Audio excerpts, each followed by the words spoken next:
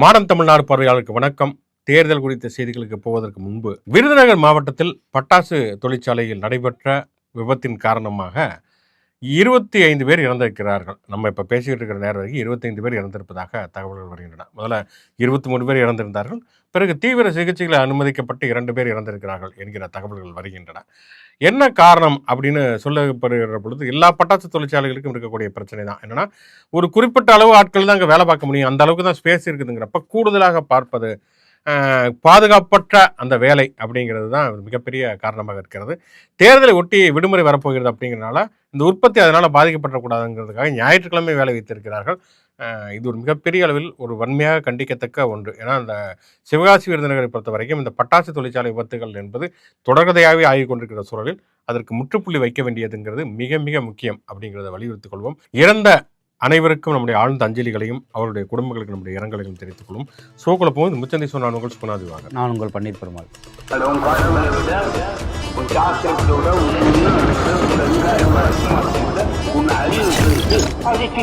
Okay, தேர்தல் அப்படிங்கிறது இன்றையோடு சேர்த்தோம்னு சொன்னால் இன்னும் 3 நாட்கள் தான் இருக்கின்றன.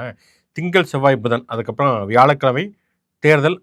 2006 சட்டமன்ற தேர்தல். இன்னும் 5 ஆண்டுகளுக்கு யார் நம்மை ஆளப்போகிறார்கள் என்று தீர்மானிக்கக்கூடிய ஒரு தேர்தல். நாளை மாலையுடன் தேர்தல் பிரச்சாரங்கள் முடிவடைகின்றன. கிட்டத்தட்ட எல்லா கட்சி தலைவர்களுமே களத்தில் இருக்கிறார்கள். இது வரைக்கும் வராத விஜய் கூட இன்றைக்கெல்லாம் ஒரு 4 பாயிண்டில் அவர் பேச போகிறாருங்கிற மாதிரியான தகவல்கள்லாம் வருகின்றன. திமுகவுடைய தலைவர் ஸ்டாலின் தன்னுடைய பிரச்சாரத்தை நாளைக்கு குளத்தூரில் முடிக்கிறார். அதே மாதிரி துணை முதலமைச்சர் உதயநிதி ஸ்டாலின் அவர் சேப்பாக்கத்தில் நடத்துகிறார். நேற்று அவர் பெரம்பூரில் திமுகவுடைய வேட்பாளர் ஆர்டி சேகரை ஆதரித்து பண்ண பிரச்சாரத்தில் கிட்டத்தட்ட தர லெவலுக்கு இறங்கி விஜயை வச்சு செஞ்சுருக்காரு அப்படின்னு சொல்லலாம். சில பண்ணையார்கள்லாம் பங்களாவை தாண்டி வெளியில் வர மாட்டாங்க, ஆனால் ஆர்டி சேகர் அப்படி கிடையாதுங்கிற அளவுக்கு மிக தீவிரமான பிரச்சாரத்தை முன்வைத்திருக்கிறார். திமுக தரப்பிலிருந்து பார்த்தோம் சொன்னால் கிட்டத்தட்ட எல்லாருமே களத்தில் இருக்காங்க. கமலஹாசன்லேருந்து ஆரம்பித்து நடிகர் சத்யராஜிலேருந்து, சத்யராஜெல்லாம் என்னென்னா எனக்கு விஜய் ரொம்ப பிடிக்கும், ஆனால் விஜய் அவருடைய நடிப்பு தான் பிடிக்கும், அதனால எல்லாருக்குமே அவருடைய நடிப்பு பிடிக்கும், அவர் நல்ல சினிமாவில் ஒரு என்டர்டெய்னர்னால அவர் மீண்டும் சினிமாவில் நடிப்பதற்கான எல்லா வழிவகைகளும் செய்யுங்கள், அதுக்கு அவர் தோத்தாதான், அரசியலில் தோத்தாதான் அவர் சினிமாவில் நடிப்பார் அப்படிங்கிற அளவுக்கு அவருமே ரொம்ப சிறப்பாக பேசியிருக்கிறார். திமுக தலைவர்கள், திமுக கூட்டணி கட்சி தலைவர்கள், ஆதரவாளர்கள் இவர்களையெல்லாம் தாண்டி வட இந்தியாவிலிருந்து நிறைய பேர் தலைவர்கள் பிரச்சாரத்துக்கு வருகிறார்கள். குறிப்பாக சொன்னால் தேஜஸ்வி யாதவ் பிரச்சாரத்துக்கு வந்திருக்கிறார். அதே போல் அரவிந்த் கெஜ்ரிவால் பிரச்சாரத்துக்கு வந்திருக்கிறார். ராகுல் காந்தி தொடர்ச்சியாக பிரச்சாரங்களை முன்னெடுத்திருக்கிறார் அப்படிங்கிறத பார்க்குறோம். ராகுல் காந்தியுடைய பிரச்சாரத்தில் அதிமுக என்பது ஒரு பாரம்பரியமிக்க கட்சி, அப்படி இருக்கக்கூடிய கட்சி என்பது இன்னைக்கு பாஜக கொஞ்சம் கொஞ்சமாக அழித்து கொண்டிருக்கிறது அப்படிங்கிற ஒரு விஷயத்தையுமே ரொம்ப ஆழமாக முன்வைத்திருக்கிறார். பாஜக தமிழர்களுடைய பண்பாட்டை, கலாச்சாரத்தை, நாகரிகத்தை, அதனுடைய வரலாற்று பெருமையை அழிக்க பார்க்கிறது என்பதையுமே அழுத்தமாக முன்வைத்திருக்கார். எடப்பாடி பழனிசாமியும் ராகுல் காந்திக்கு மறுப்பை தெரிவித்திருக்கார். நாங்கள் யாருக்குமே அடிமையாக இருந்தது கிடையாது அப்படிங்கிற மாதிரியான மறுப்புகளை முன்வைத்திருக்கார் என்று சொன்னாலும் கூட, இப்போ வரைக்கும் பார்த்தோன்னா திமுக கூட்டணியில் அந்த கூட்டணி கட்சி தலைவர்களுடைய பிரச்சாரங்கள் தான் ரொம்ப வலுவானதாக இருக்கிறது. அந்த பக்கம் பார்த்தோன்னா அங்கேயே வட இந்திய தலைவர்கள்லாம் வந்திருக்காங்க. தேவேந்திர பட்னாவிஸ் வர்றாரு, பீஸ் கோயல் வர்றாரு, நிதி டபின் வர்றாரு அப்படின்னாலும் கூட அவங்களாம் யார் அப்படிங்கிறத யாராவது இங்கே இருக்கிற லோக்கலில் இருக்கக்கூடிய ஆட்கள் அறிமுகப்படுத்தி வச்சா மட்டும்தான் அவங்களுக்கு தெரியும் அப்படிங்கிற முகமாக அவர்கள் இருக்கிறாங்கன்னு பார்க்குறோம். இப்போ ராகுல் காந்தியோ தேஜஸ்வி யாதவ் கூட பெருசாக தெரியாமல் இருக்கலாம்.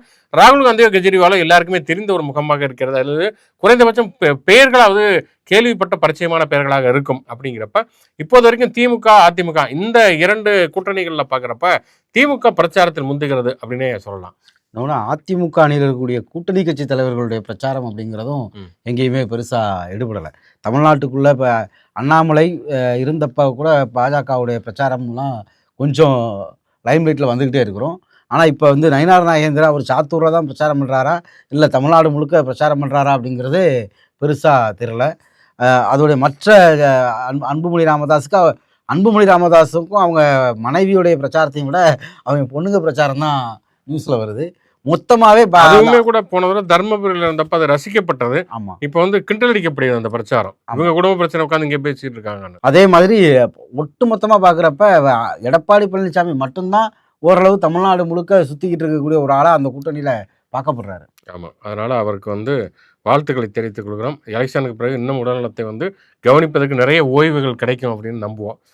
தாவேகா தலைவருடைய விஜய் அவருக்கு இப்போ தான் தேர்தல் ஒன்று வருதுங்கிறது யாரும் உணர்த்திருக்காங்க போல இருக்கு.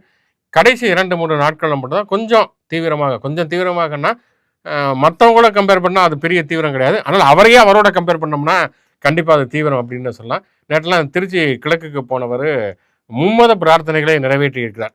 இந்த சிம்பு சினியார்ஸ்ன்னு சொல்லி டி ராஜேந்திர படத்தில் வந்து கோயில் அந்த பிறை சிலுவையெல்லாம் போடுற மாதிரி வந்து அங்கே இருக்கக்கூடிய ஒரு சர்ச்சில் போய் அப்படி மண்டிக்கிட்டு போய் பிரார்த்தனைலாம் பண்ணியிருக்கிறார். இன்னொரு பக்கம் வந்து ஒரு கோயிலில் போய் நெடுஞ்சான் கடையாக வந்து வழிபட்டிருக்கிறார். அந்த பக்கம் மசூதிக்குமே போயிருக்காங்கிறத பார்க்குறோம். கொள்கை தலைவர் பெரியார் இருக்கார், பட் மும்மதத்துக்கும் அவர் போயிருக்கிறாங்கன்னு பார்க்குறோம். இன்னொரு பக்கம் பார்த்தோன்னா இவர் வந்து ஒரு கிறிஸ்துவர் அப்படிங்கிறனால கிறிஸ்துவனுடைய வாக்களை வந்து நிறைய பெறுவார் அப்படின்லாம் பல பேர் சொன்னாலும் கூட கிறிஸ்துவ ஆயர் பேரவைங்கிறது ஆர்சி மற்றும் சிஎஸ்ஐ சேர்ந்த அந்த ஆயர்களுடைய பேரவை அப்படிங்கிறது திமுகவுக்கு தங்களுடைய ஆதரவை தெரிவித்திருக்கிறார்கள் அப்படிங்கிற ஒரு விஷயத்தையுமே பார்க்கிறோம். அதே மாதிரி பார்த்தோம்னு சொன்னால் வந்து இந்த பரிதாபங்கள் சேனலில் வந்து எல்லா பிரச்சாரத்தையும் கிண்டல் அடித்து ஒரு வீடியோ போடுறாங்க. அதில் விஜயை வந்து கிண்டல் அடிக்கிறப்ப வந்து இருக்க எல்லா பொருளையும் தூக்கி போடுவாங்கன்னு சொல்லி கிண்டல் அடித்தாங்க. அது உண்மையிலே திருச்சி கிழக்கில் வந்து நேரடியாகவே பார்க்குறோம். தர்பூசணியில் வந்து எல்லாத்தையும் தூக்கி போட்டவங்க நேற்று ஜூஸ் பாட்டில் இப்படி தூக்கி எரிஞ்சிருக்காங்க மூஞ்சியில். அன்பு இருக்க வேண்டியதான். ஆனால் அன்புங்கிறது ஒரு வன்முறையாக மாறிவிடக்கூடாது அப்படிங்கிறத நம்ம சொல்ல வேண்டியதாக இருக்கிறது. ஆக மொத்தம் பார்த்தோம்னு சொன்னால் தாவேகா விஜய்ங்கிறது கடைசி நேரத்தில் பிரச்சாரத்தை முடுக்கிவிட்டாலும் கூட இன்னொரு பக்கம் பார்த்து சொன்னால் அவருக்கு வேறு சில சிக்கல்களுமே வந்திருக்கிறது. அவருடைய அந்த மனவழக்கு விவாகரத்து வழக்கு அப்படிங்கிறது இன்னைக்கு வந்து கோர்ட்டில் வந்து அந்த ஹியரிங்கு வந்து இப்போ ஜூன் 15ஆம் தேதி காணொலியின் மூலம் வந்து 2 பேருமே ஆஜராக வேண்டும். விஜய் மற்றும் விஜயனுடைய மனைவி சங்கீதா என்று சொல்லப்பட்டிருக்கிறது. விஜய்க்கு வந்து ஒரு கிரேஸ் இருந்தது அப்படின்னு சொல்லப்பட்டது. அந்த விஜய் இந்த தனிப்பட்ட முறையில் அவருடைய மனைவியினுடைய வழக்கை எதிர்கொண்ட விதம் என்பது அவர் கட்சியினரை தாண்டி பொதுவான பெண்கள் மத்தியில் அதிருப்தியை ஏற்படுத்தியிருக்கிற சூழலை பார்க்கிறோம். அதே மாதிரி வந்து அவர் அறிவித்திருந்த இலவச திட்டங்கள் கேண்டிடேட்ஸ் செலக்ட் பண்ணது அப்படிங்கிறதுமே கடும் அதிருப்தியை ஏற்படுத்தி இருந்தது.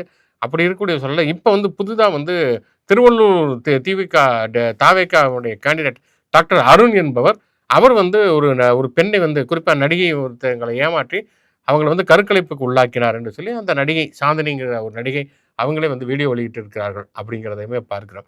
ஆக ஒரு பக்கம் பார்த்தோம்னு சொன்னால் விஜய் இப்போதான் பிரச்சாரத்தை தீவிரமாக இறங்கக்கூடிய நேரத்தில் இருக்கக்கூடிய பல பிரச்சனைகளோட இன்னும் கூடுதலாக சில புதிய பிரச்சனைகளுமே சேர்ந்துருக்குன்னு அப்படிங்கிறதான் பார்க்குறோம். வேட்பாளர் அறிவிக்கும் போதே கஞ்சா கேஸ் இருக்கிறதுல ஆரம்பித்து ஒவ்வொரு இதாக பார்த்தோம். இப்போ மேடையிலேயே வந்து ஒரு பொண்ணை வந்து அப்படியே வாயை பொத்தி தெரியுது விலகி போமா அப்படின்னு சொல்லிட்டு ஒருத்தர் பேசுகிற வீடியோ நேற்று தான் வைரல் ஆகுச்சு. இன்னைக்கு இந்த வீடியோ வந்திருக்கு. விஜயுடைய அந்த விவாகரத்து வழக்கில் இன்னைக்கு நீதிமன்றம் வேற எந்த கருத்துமே சொல்லாதது ஒரு வகையில் நல்லது. ஏன்னா நீதிமன்றம் வந்து விஜய் பண்ண ஏதாவது ஒரு தப்பை சுட்டி காட்ட இதுவும் திமுக சதி அப்படின்னு அவர் வந்து இன்னைக்கு ஏதாவது பேசலான்னு ஆசைப்பட்டிருப்பாருன்னு நினைக்கிறேன். இன்னொன்று தேர்தல் ஆணையம் இருந்தாலும் அவர் வந்து இப்போ வரைக்குமே வந்து தேர்தல் ஆணையத்திடம் அதிகாரம் பொறுப்பெல்லாம் இருக்குது, ஆனால் திமுக தான் தடை போடுது. அவருடைய எல்லா போதாமையும் இயலாமையும் சோம்பேறித்தனத்தையும் மறைக்கிறதுக்கு சொல்லப்போனால் வந்து விஜய் தான் எனக்கு வந்து பிரச்சாரத்துக்கு தடை இருக்கு அனுமதி ரத்துன்னு சொல்றாரு தவிர அவங்க கட்சி கேண்டிடேட் கூட பெருசாக எங்கேயுமே ரியாக்ட் பண்ணுறது இல்லைங்கிறத பார்க்குறோம். ஆனால் வந்து அவங்களுக்கும் பிரச்சனை சொல்லி இவரே ஒரு அறிக்கையை வந்து விடுறாரு அப்படிங்கிறதையுமே நம்ம கவனிக்கிறோம். இன்னொன்று அவர் ஆதவர்ஜினா கூட்டம் போட்டு நீங்கள் வந்து உள்ளே உட்காந்துருக்கிறப்ப பூத்தில் உட்காந்துருக்கப்ப உங்களுடைய பிஎல் நீங்கள் அங்கே ஏதாவது ஒரு இஷ்யூ இருந்துச்சுன்னா உடனே ரைஸ் பண்ணுங்கள். யாருக்காவது வந்து ஆள் மாறி வந்தாங்கன்னா நீங்கள் உடனே வந்து எங்களுக்கு ஃபோன் பண்ணுங்க, தகவல் சொல்லுங்க. நாங்கள் உள்ள கொண்டு போக கூடாது, அது ஃபோனே கொண்டு போக முடியாது. சாப்பிட மாற்றி விடுறது 2 பேர் தான், ஒருத்தர் தான் இருக்க முடியும். சாப்பிட மாற்றி விடுறதுக்கு இன்னொருத்தரை வந்து அதுவும் முன்னாடியே நம்ம எழுதி கொடுத்துருக்கணும்.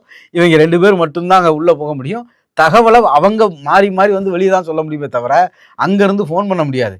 இன்னொன்று எனக்கு தெரிஞ்சு இவங்க இப்படி தப்பாக வழிநடத்தி தேர்தல் நடக்கிற அன்னைக்கு அங்கே உட்காந்து தாவேக்காரங்க தேர்தல் நடக்கக்கூடிய வாக்குச்சாவடிகளில் ஏதாவது தேவையில்லாத பிரச்சனைகளை உருவாக்கி அங்கே இருக்கக்கூடிய போலீஸில் கேஸ் வாங்க போகிறாங்கன்னு மட்டும் ரொம்ப தெளிவாக தெரியுது. ஆனால் இந்த மாதிரியான பிரச்சனைகள் வரணும் அப்படிங்கிறதுக்காக தான் ஆதவர்ஜுனா திட்டமிட்டு இந்த மாதிரி தவறான தகவல்களை அவர் தகவல் தெரியாமலாம் சொல்லலை, தப்பான தகவல்களை கொடுத்து இவங்களை தப்பாக வழிநடத்தி விட்டு அதன் மூலமாக ஏதாவது ஒரு அவர் ஏற்கனவே இங்கே நேபாள மாதிரி நடக்கணும்லாம் சொன்னவர் தானே, அதுக்கான ஏதாவது ஒரு இதை பண்ணுறது தான் அவர் தொடர்ச்சியாக இந்த மாதிரி தப்பான தகவல்களை திட்டமிட்டு பரப்பிக்கிட்டு இருக்காரு. அதாவது நிறைய தாவக்காரங்களும் என்ன நினச்சிருப்பாங்கன்னா நம்ம போய் விசில் சின்னத்துக்கு ஓட்டு போட்டு அதை அப்படியே வந்து விசில் அடித்து அதை வந்து ஒரு ரீல்ஸ் போட்டு ஆமாம் அப்படிலாம் பண்ணலாம் அப்படின்னு நினச்சிருப்பாங்க. அண்ணனுக்கு தான் விசில்லாம் போட்டேன் அப்படின்னு சொல்லிட்டு. ஆனால் வாக்குச்சாவடிக்கு செல்ஃபோனை எடுத்து போகக்கூடாது அப்படிங்கிறது நடைமுறை. இதெல்லாம் கண்டிப்பாக அவங்களுக்கு தெரிஞ்சிருக்கான வாய்ப்புகளே கிடையாது. அப்படிங்கிறப்ப வந்து வாக்காளர்களுக்கு மட்டுமல்ல அங்கே இருக்கக்கூடிய பூத் ஏஜென்ட்டுக்குமே வந்து அந்த செல்ஃபோனுங்கிறது அங்கே அனுமதி கிடையாது அப்படிங்கிறதுமே நம்ம கடைசியில் பார்த்தீங்கன்னா விழிப்புணர்வு வீடியோ போகிற மாதிரி ஆயிடுச்சு. ரெண்டாவது எல்லா இடத்துலையும் வந்து சிசிடிவியில் ரெக்கார்ட் பண்ண சொல்லுங்கன்னு அவர் சொல்கிறாரு. ம். ஏற்கனவே தமிழ்நாட்டில் எல்லா தேர்தல் ஆணையங்களும் தேர்தல் வாக்குச்சாவடிகளும் சிசிடிவியில் ரெக்கார்ட் பண்ணப்படக்கூடியது தான். குறைந்தபட்சம் நமக்கு வந்து அந்த தாவேக்கா தொண்டர்கள் மேலே ஒரு பரிதாபம் வருது. கட்சி அடையாளங்களோட ஒரு 200 மீட்டருக்கு அந்த பக்கம் உட்காந்துருக்க தான் முடியும். அங்கே நீங்கள் ஓட்டு கூட கேட்க முடியாது. ஸ்லிப்பு கொடுக்கறதோட முடிஞ்சுது. தேவையில்லாமல் போய் ஏதாவது பிரச்சனையில் மாட்டிக்காதீங்க. ஓகே, இந்த தமிழ்நாடு தேர்தலை தாண்டி மிக முக்கியமான ஒரு விஷயம் என்ன அப்படின்னா, இதுவுமே ஒரு வகையில் தேர்தல் தொடர்பானது தான். ஒடிசாவில் சட்டமன்ற தேர்தல் நடந்த நேரத்தில் மோடி என்ன பிரச்சாரம் செய்தார்னா, அதாவது ஒடிசாவில் இருக்கக்கூடிய பூரி ஜெகநாதர் கோயிலுடைய சாவிகள் திருடப்பட்டு விட்டன, அது தமிழ்நாட்டில் இருக்கின்றது அப்படின்னு சொல்லிட்டு அன்னைக்கு ஐஏஎஸ் ஆஃபீஸராக இருந்த பாண்டியன் அவர் வந்து அன்னைக்கு இருந்த அந்த நவீன் பட்நாயக்கனுடைய ஒரு நம்பிக்கைக்குரிய ஒரு அதிகாரியாக இருந்தார். அவர் தான் வந்து திருடிட்டாரு, தமிழர்கள் என்பவர்களே திருடர்கள் அப்படின்னு சொல்லி பேசி மிகப்பெரிய அளவில் சர்ச்சைக்கு உண்டானதை நம்ம பார்க்குறோம். இப்போ என்னன்னு சொன்னால் வந்து அந்த பூரி ஜெகநாதர் கோயில் அந்த நகைகள் அதை பற்றி விசாரிப்பதற்காக உருவாக்கப்பட்டிருக்கக்கூடிய அந்த கமிட்டியினுடைய தலைவர் ஆனந்த்பாடி ஐஏஎஸ் அவர் என்ன சொல்லியிருக்கோன்னா, 1979 நாங்கள் கணக்கெடுத்தோம். அப்போ வந்து கணக்கெடுக்கப்பட்ட நகைகள் அந்த சொத்துக்கள் எல்லாமே இன்னமும் அப்படியே தான் இருக்குது, அதை வந்து யாருமே திருடல, எந்த விதமான சேதாரமும் ஏற்படவில்லை என்று சொல்லியிருக்கார். ஆக மொத்தம் இந்தியாவுடைய பிரதமராக கூடிய நரேந்திர மோடியே பொய் சொல்லி இனவெறுப்பை தூண்டித்தான் வாக்களை வாங்கினார் என்பது நிரூபிக்கப்பட்டிருக்கிறது. இது மிக மிக அவமானகரமான ஒரு விஷயம்.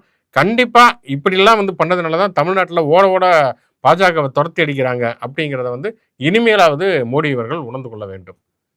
ஓகே, கடைசியாக ஒரு விளையாட்டு செய்தி. ஏன்னா 4 முனை போட்டிங்கிறப்ப 4வது முனையில் போட்டியிட்டு இருக்கக்கூடிய சீமான் அவரை பற்றி சொல்லி ஆகணும். அவர் என்ன சொல்லியிருக்காருன்னா, எனக்கு வந்து பல ஆயிரம் கோடி ரூபாய் வந்து பேரம் பேசப்பட்டது, முதலமைச்சர் பதவியே தரேன்ருக்காங்க, பட் நான் வேணான்னு சொல்லிட்டேன் அப்படிங்கிறாரு. அது என்ன கட்சி அப்படிங்கிறது நமக்கு தெரியவில்லை. எனக்கு எவ்வளவு பேரம் பேசியிருப்பான்னு நினைக்கிறேன். ஆரம்பிக்கிறதே 2000 கோடியில் தான். ஃபேமிலிக்கு 1000 crores, பார்ட்டிக்கு 1000 crores, party fund. Chief minister candidate தம்பி, சென்ட்ரல்ல யாருக்கு சொல்றாரோ மினிஸ்டர்.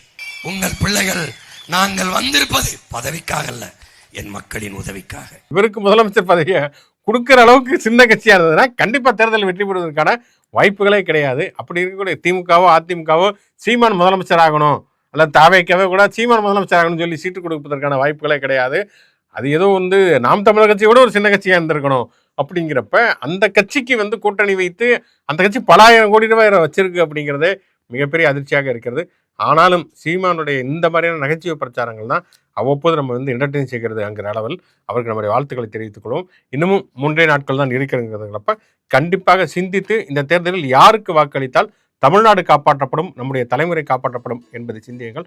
தொடர்ந்து இது போன்ற பல்வேறு விதமான செய்திகளை விரிவாக வாதிப்பதற்கும் உரையாடுவதற்கும் மாடர்ன் தமிழ் யூடியூப் சேனலுடன் தொடர்புகள்.